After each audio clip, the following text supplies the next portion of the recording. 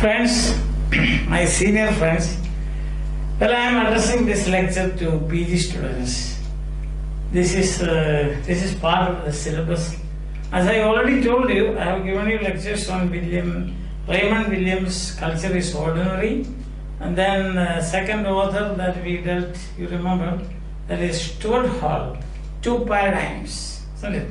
Culturalist and structuralist paradigm, and the third one, the third author we did was Simon Buring, isn't it? Popular culture value, that is what we did. So three authors we have already done. This is the fourth author. See, I am sticking to the syllabus of MG University in Kerala. I think that in all the Indian universities, these are topics for study, and that's why I am addressing the PG students this evening. Okay. Now you can see as the fourth author, John Story, fourth author we are doing popular culture. So what is popular culture? How is popular culture related to ideology, or some people say ideology? What is popular? What is culture? And culture is one of the very difficult and complicated words in English for us to define, says Raymond Williams, the cultural guru. Culture guru. Not cultural guru, but the culture guru. Like Peter Drucker, we call management guru, no? Yes. So like this we call Raymond Williams as the culture guru. Means he laid the foundations of the cultural studies as we have it today with us, and we are discussing such things. Okay, then we have got what is called ideology or ideology. Some people would like to pronounce it like that. And you know what is, then there are definitions of what popular culture is. And finally, there is a concluding part of this essay. Now coming to the first, we see that the introductory part says popular culture is an empty category. Empty. There is nothing here. When you say popular culture, you don't have anything here. It's empty. Why? Because it's empty. Because it is a playground for everyone. That is the thing. Any culture you have got many, working class culture, high culture, low culture, then popular culture, and then elite culture, then civilizational culture, you have, isn't it? Civilizational culture, folk culture, and what is your folkways and mores. These are culture. Customs and traditions, that is culture. Way of life is culture. Artistic activity is culture, isn't it? Then you have got spiritual activities culture. Philosophy is culture. Everything is culture. So where popular begins, or where should we make a distinction between popular and non-popular? We don't know, because all these varieties of culture, as we can see here, here is God's Pendy as Dryden made this remark about Chaucer's characters in the prologue to Canterbury Tales, you know, it's like that here is God's Pendy. So this is an empty category which anybody can get in there. Just as for example, we have got in grammar an empty category, you know, persons. Persons is an empty category. You know, first person, second person, third person, plural, singular. And not only that, these persons can, so they come and they disappear. They appear and disappear. Understand? So that is also an empty category. There is no permanent thing like I, is there? There is no permanent thing like you, is there? No. We, they are shifting. Like that, meanings of popular culture also shift. There is a shifting, you can say. Shifting. Like persons in grammar. Persons in grammar. Can you find a person like that I? A permanent person like I? No. No, I speak to you. If I sit there and you talk to me, then I will be the second person.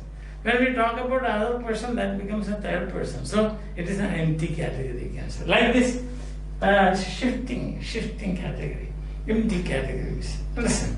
But you see that that's why Tony Bennett. Isn't it? You have heard of this name? Tony Bennett. Tony Bennett says, what does he say? It is a melting pot of confused and contradictory meanings. Popular culture is a melting pot of confused and contradictory meanings. Why? Because what is popular culture we don't know. Just now I listed names of different cultures, isn't it? High culture, low culture, working class culture, like mass culture, industrial culture, locally produced culture, then mass produced culture, a lot of things. So what is popular culture still we are, so it's useless to define it. It's a confusion, lot of confusion it takes. And it is an empty category. But popular culture is an empty category. Anything can get in there. Any form of culture can be called a popular culture, and therefore we call it as an empty category. Understand? I think that this is the difficulty in what we call us.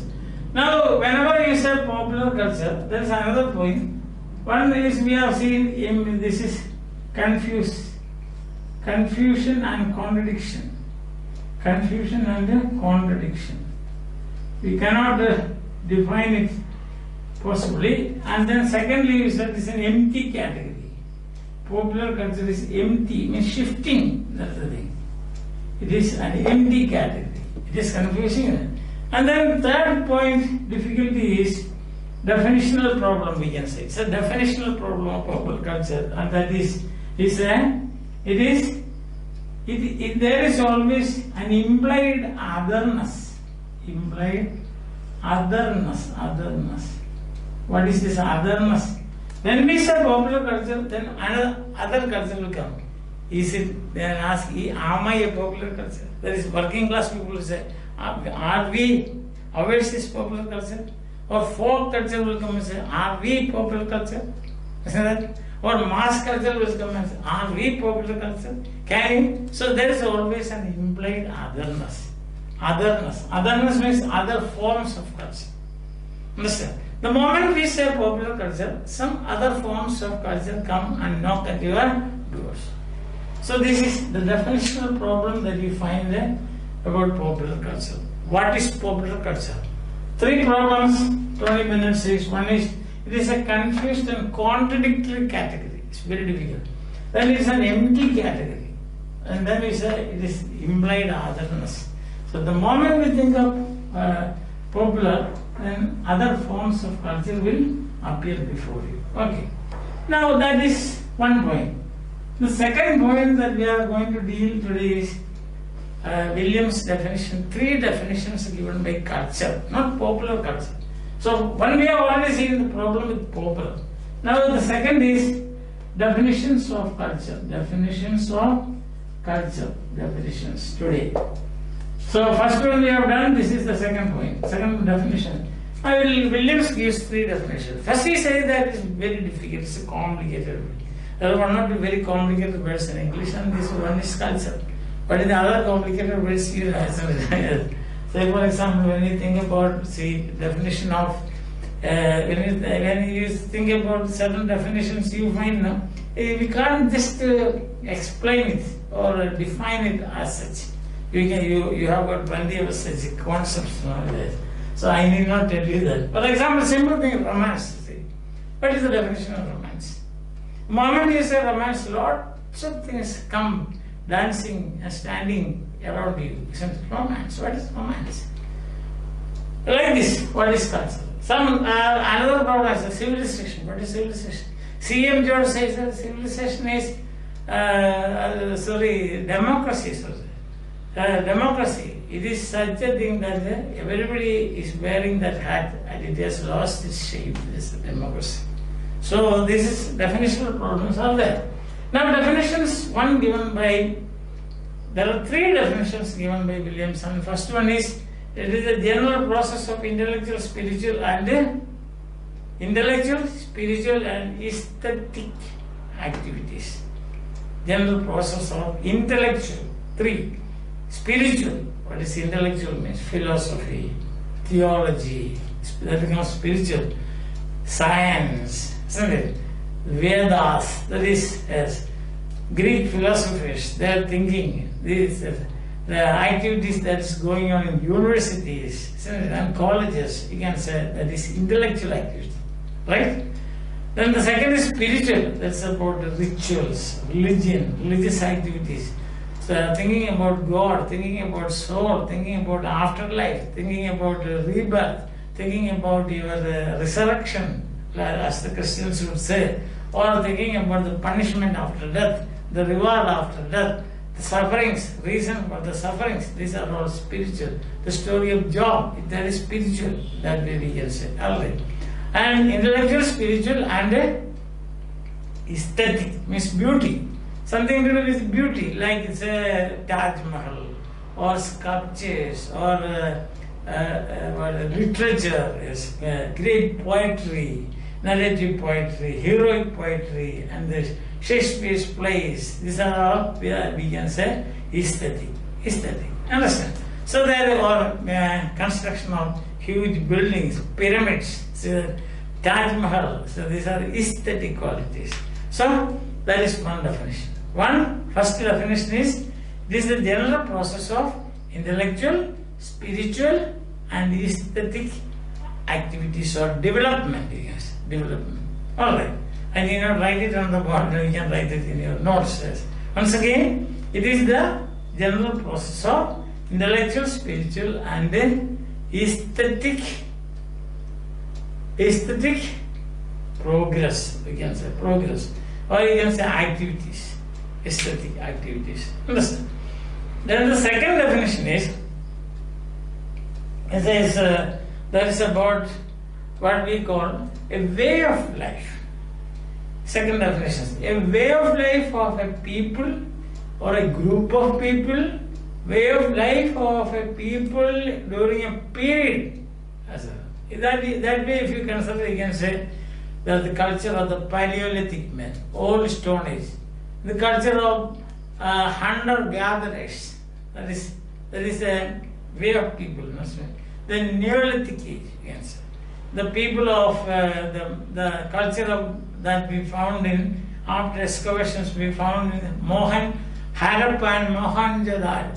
So and then you have got the culture of Asians, group of people, Asians culture, and Egyptians culture, Romans culture, Italians culture, same almost, French culture, French cuisine, eating. See, all these are, we can consider as a way of life of people. Now, way of life of a group of people, if you say, you can think of the Hindu culture, Christian culture, the Parsi culture. Isn't it? You can think of the small groups of people, you can say the Parsis, or you can say, as you have got the other different sects are there, no? Sect, S-E-C-T, different culture of different sects of people. See the Africans, they have got the Mongolians, they have got another culture. The Eskimos, they have another culture. The culture means way of life. So a way of life of a people or a group of people or a people during a particular period in their life. Like for example, the culture in the BCs, you can say, the culture in ADs, the culture of 16th century, culture of 20th century, modern culture, you see that? Traditional culture, folk culture, so you can say like that. Understand? Or you can say about the Aboriginal culture. Aboriginal culture before the Europeans settled in Australia. So there's a conflict between that, isn't it? Yes. There are different varieties of literature based on this culture. Understand? The West Indies culture, yes. Or you can think about the culture of the cricket players, a culture of those people who watch cricket. So these are all different forms and varieties of culture. So the first definition is intellectual, spiritual, and aesthetic development. Second is way of life of a people, a group of people during a period of time, or for let's say in an area. That can be in an area, no? That is, so a way of life in an area. And the third definition is, that is signifying practices. Like the structuralists and post-structuralists will tell us, they are signifying practices. Like Christmas celebration is a signifying practice. Seaside holiday is a signifying practice. Or lived cultures, for example, the way you live, so that is also culture, or your artistic activities. That is also texts, for example, novels, ballet, opera, soap, rap, soap, twist, rock and roll. So these are what we can call signifying practices. So these are we can bring under culture. So today we have done 2 points. One, the difficulty in defining popular culture.